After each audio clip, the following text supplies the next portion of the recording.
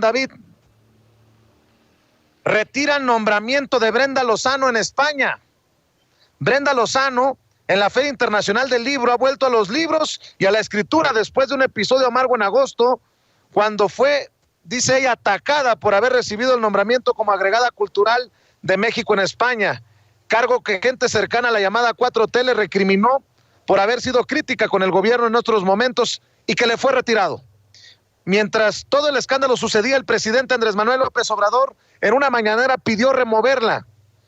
Y cito, si alguien no está de acuerdo con nuestro proyecto, ¿cómo nos va a representar?, dijo en su momento.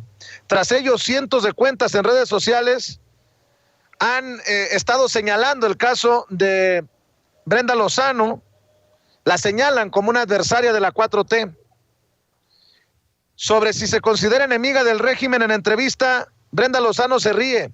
Dice que a lo mejor tiene cara de enemiga, como en la lucha libre. Y cito, creo que he sido crítica con muchas de las políticas antifeministas que van en contra de los derechos de las mujeres. Y si eso es ser enemiga de un Estado, pues entonces sí lo soy. Dijo, ser crítica es importantísimo hoy en día para poder avanzar y atender todas esas cosas que quedan pendientes y que son urgentes en materia de derechos humanos. Es importante el pensamiento crítico, creo en la libertad, creo en la democracia. Si ser enemiga significa ser crítica, entonces estamos poniendo en un problema a la democracia, porque la democracia no implica que seas zombi de un partido, significa que puedes ser crítica con un Estado, no con personas. Yo no ataco personas, dijo. No es un ataque directo a la persona como tal, sino al desempeño de su trabajo.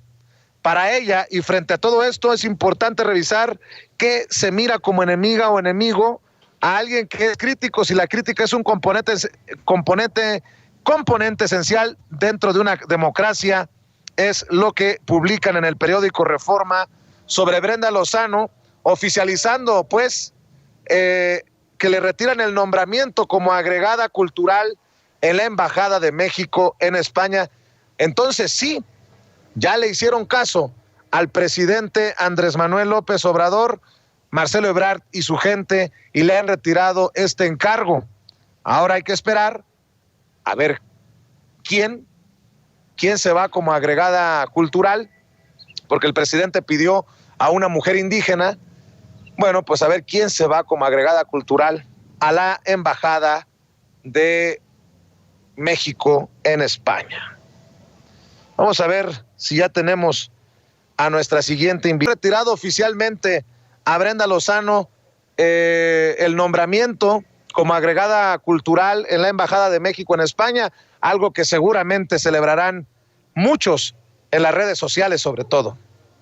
Pues sí, hay que destapar, Vicente, el mínimo, el tempranillo, un gran reserva que ya no se va a tomar Brenda Lozano. Hay que preparar las buenas tapas que ya no va a comer Brenda Lozano a expensas del pueblo de México. Esto claramente fue un clamor popular, que alguien como ella, que viene de las esferas del poder, que en efecto tiene pues una serie de planteamientos muy ajenos a la ideología del gobierno que el pueblo eligió y que, insisto, no tiene nada que ver con el pueblo de México más que comparte pasaporte con ellos, pues llega a un muy buen final.